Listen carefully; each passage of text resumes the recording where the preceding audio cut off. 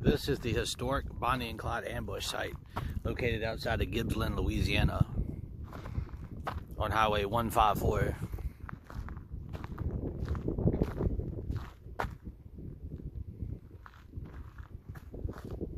So let's go ahead and take a deep dive on the events of what happened that day on this historical event.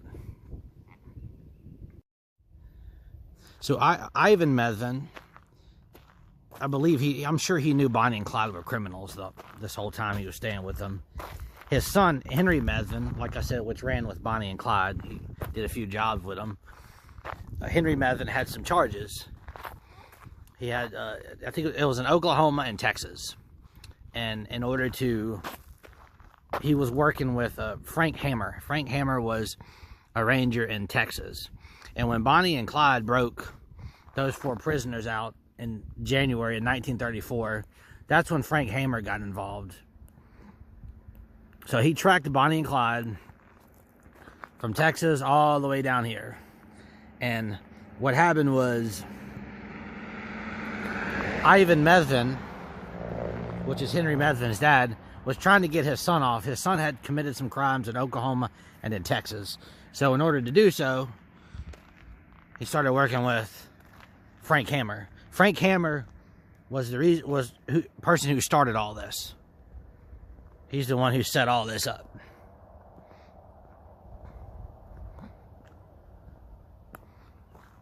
So Frank Hammer started working with Ivan Medvin. And Ivan Medvin actually was here when the setup happened. And so let's go ahead and get into the setup right now. So the way the setup happened, I've studied up on this. I've seen several documentaries. Bonnie and Clyde were coming this way, okay? Ivan Medvin, which is Henry Medvin's dad, pulled his truck right here, turned it around to where it was facing this way. He then jacked the truck up. Once the truck was jacked up,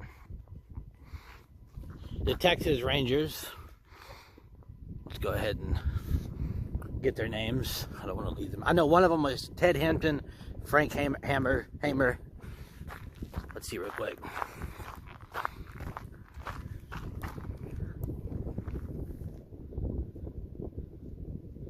Robert Alcorn, Bentonville Sheriff Henderson Jordan, and Texas Ranger Captain Frank Hammer. Okay, yeah. And I'm going to tell you about the Bentonville Sheriff Henderson Jordan. He's the one that actually fired the shot that killed Clyde Barrow through the temple, I believe. So, as I was saying, Ivan Medvin had his truck right here. He turned it around on the side and jacked it up. Now, the truck was facing this way. I've seen it on Google. You can see like a vehicle parked right here with that little loop right there. I thought that was Bonnie and Clyde, the ambush vehicle, but it wasn't. That's the ambush setup vehicle was parked right there. And the roads have changed since, so I'm going to get into that. The roads have widened over the years. You got to remember, this is 91 years ago. So when Bonnie and Clyde died, their vehicle would have been in here. Okay? So the road was probably like this, right here. And this wasn't, so this was a road, and this was their vehicle. If you see it on the internet, the photos of them when they passed away, their vehicle was facing right, it was sitting right here.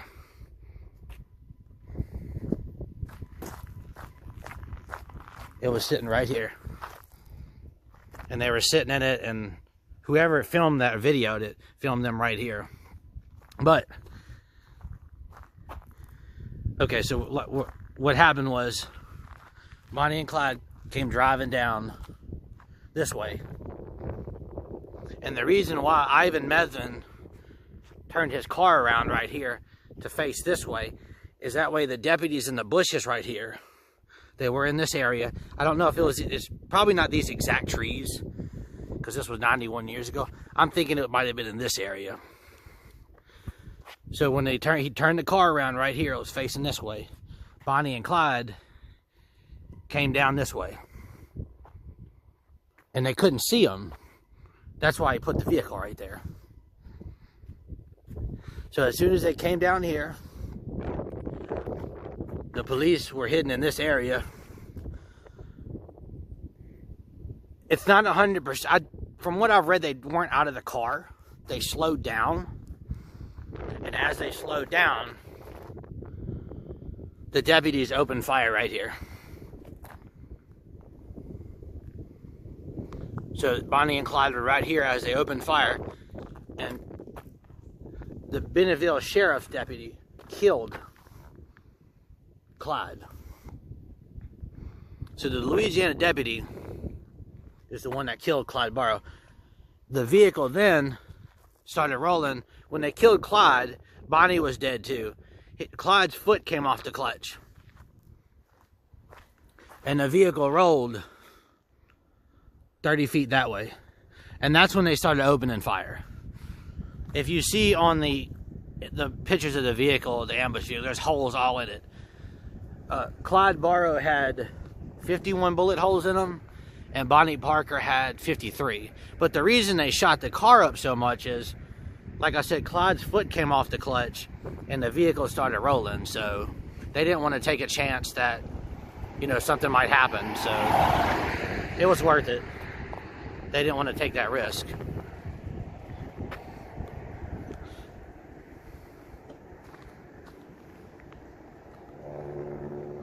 But like I said earlier, I don't think these are the exact trees, because this has been like 91 years ago, and the road has changed since then. So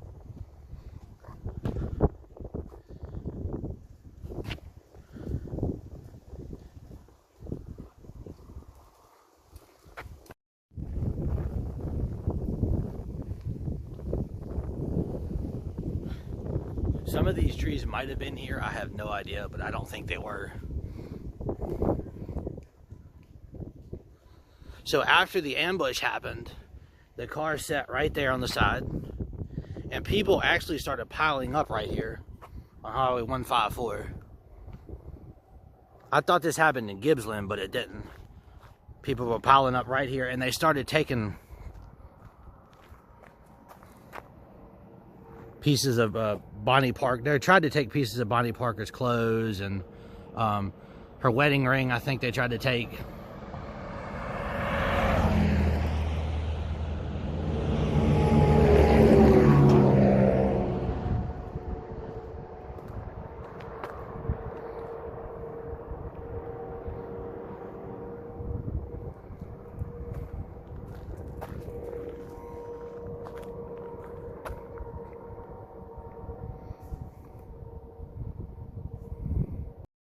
So right after all that happened, all the ambush happened, after the people started piling up, I think the vehicle had been sitting here for a couple hours in this area right here where these people are. I don't want to put them on camera too much, but the vehicle was sitting here, and they towed it back to Gibbsland, Louisiana.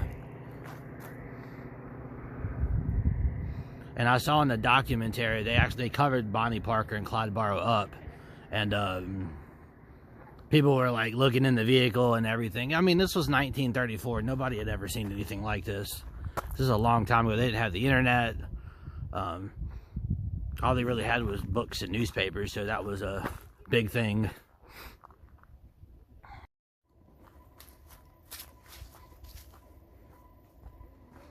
And like I said earlier, I don't think these are the exact trees.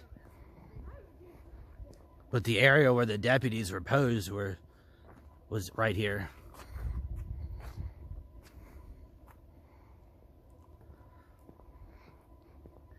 After the vehicle was taken to Gibbsland, it was then taken to Arcadia, Louisiana.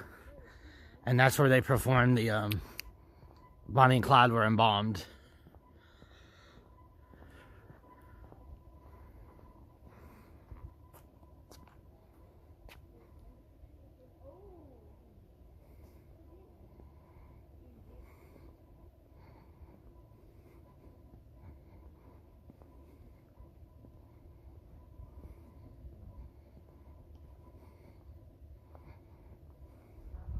Now, Frank Hamer had been hunting Bonnie and Clyde for 3 or 4 months now, and they say he was the best.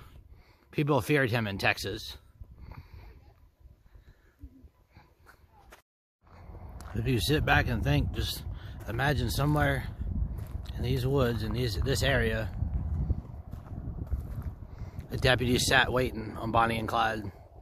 Bonnie Parker and Clyde Barrow.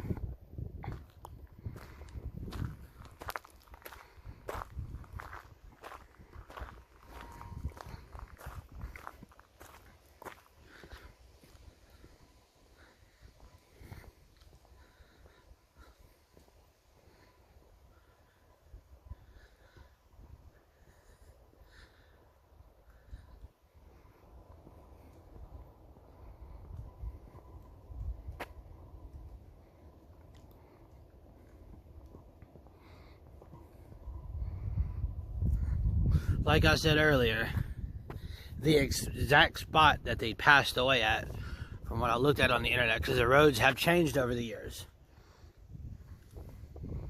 Right here. When they shot him, the car rolled 30 yards this way. And like, they just opened fire. The deputies weren't taking any chances with him because Bonnie Parker and Clyde Barrow had did a lot of bad stuff before, and they just couldn't take that risk. Now, as far as where they were living at exactly out here, I have not found that location yet. It is in this parish. It's obvious that farm either doesn't exist, the Ivan Methvin farm doesn't exist, or they just don't want people to know about it. Now, I completely understand. But 91 years is a long time. This is out in the middle of nowhere. So maybe people have forgot about it. Maybe people have not. Personally, I think the deal could have been maybe try to catch them. From what I read, they just opened fire. They didn't give them a warning or chance. You can see it in the movies that they did, but a couple of the movies I watched, one of the movies I watched, they yelled telling them to stop, and that wasn't the case. From what I researched, they just started opening fire.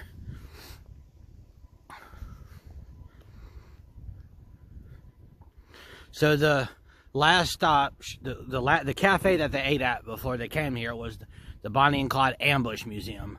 That is that way. It's now the Bonnie and Clyde Ambush Museum. The actual restaurant, there's a cafe there now, and then the museum part is where they ate at. But it's now the Ambush Museum.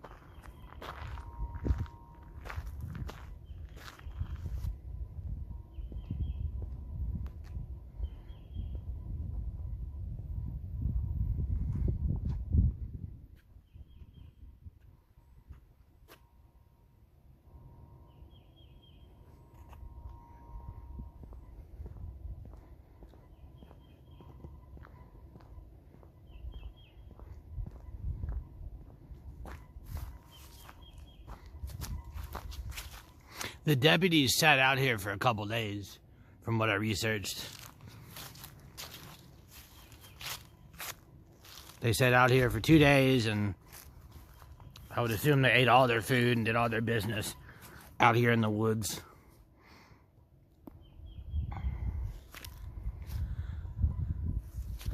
So in return, after the ambush, Henry Methvin, which was Ivan Methvin's father, Henry Methvin's dad is Ivan Methvin. So Ivan Methvin was cutting the deal with the police department, with Bentonville Sheriff's deputies and the Texas Rangers. But at the end, he was doing this because he wanted his son to get off of the charges he had in Oklahoma and the charges that he had in Texas. But in the end, they didn't let him off on the Oklahoma charges, only the Texas charges. So it was kind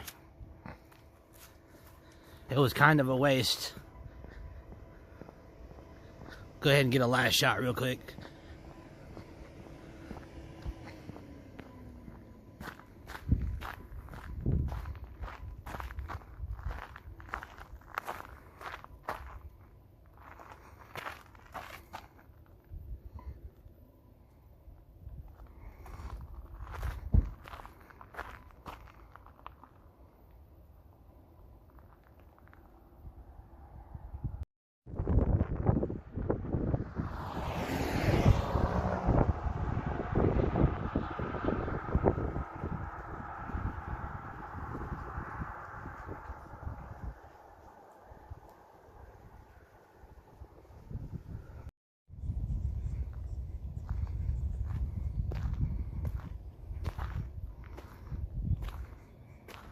And before I close this video out, if you want to look on Google, the vehicle that was posted right here, if you look on one of the pictures, that was the setup vehicle. It was actually posted farther back from me. But you'll see that loop right there.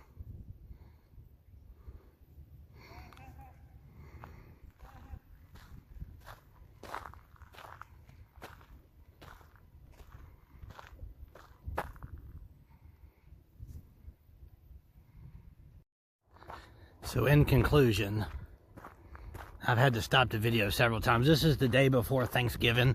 There's a lot of families out here stopping by, and I want to be respectful, but I want to get the most out of being here. In conclusion, I do want to thank the officers that protect and serve us.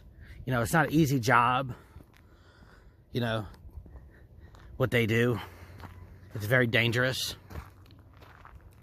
As far as Bonnie Parker and Clyde Barrow go, Bonnie Parker was actually a very intelligent woman. She had a straight-A student, very smart.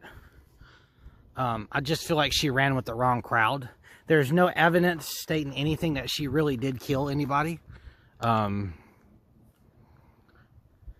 So I don't really think she did.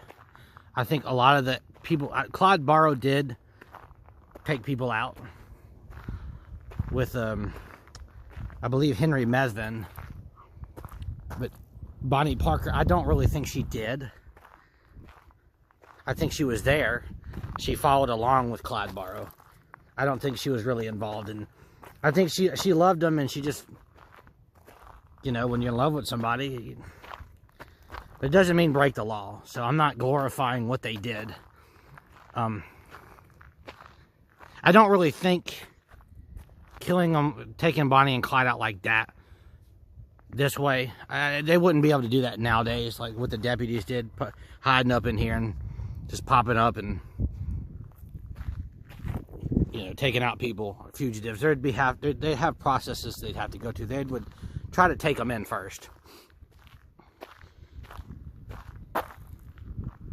And Clyde Barrow is a very poor person. His dad and them, they lived in the slums. So, but that doesn't give anybody an excuse to commit crime. So I don't want to glorify what they did. But I do kind of feel, I feel more bad for Bonnie Parker. Clyde Barrow somewhat, but Bonnie Parker, I kind of feel like, you know, she could have made a better decision, maybe go with somebody else or find another partner that wasn't so wild, but now, I don't know if I stated this earlier, because people have been coming and going, so it's been hard for me to, but the person who fired the shot, the deputy who killed Clyde Barrow was the Bentonville Sheriff's deputy, the Louisiana deputy. Bentonville Sheriff Henderson Jordan. And these are all the Rangers that were involved.